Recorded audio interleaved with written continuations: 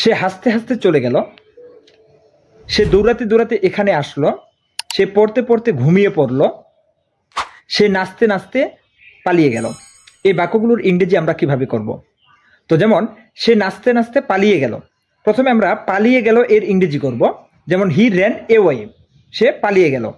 নাচতে নাচতে, এই যে নাচতে নাচতে দুবার বলা হয়েছে, তাহলে নাচার ইংরেজি হচ্ছে ড্যান্স, এর সাথে আমরা আইএনজি যোগ করব, অর্থাৎ ড্যান্সিং। তাহলে আমরা বলতে পারি যে হি র্যান অ্যাওয়ে ড্যান্সিং। সে পড়তে পড়তে ঘুমিয়ে পড়লো, তাহলে আমরা বলতে পারি যে হি ফেল এস্লিপ রিডিং, অর্থাৎ পড়তে পড়তে মানে রিডের সাথে আমরা আইএনজি যোগ করব। সে দৌড়াতে দৌড়াতে আসলো, হি ক্যাম হেয়ার, সে এখানে আসলো সেটা আগে বলবো, হি ক্যাম হেয়ার, সে এখানে আসলো, দৌড়াতে দৌড়াতে মানে রানের সাথে আমরা আইএনজি যোগ করবো, রানিং। সে হাসতে হাসতে চলে গেল, অর্থাৎ সে চলে গেল সেটা আগে বলতে হবে, he went away, he went away. হাসতে হাসতে লাফিং, অর্থাৎ হাসার ইংরেজি হচ্ছে লাফ, এর সাথে আমরা আইএনজি যোগ করবো, লাফিং।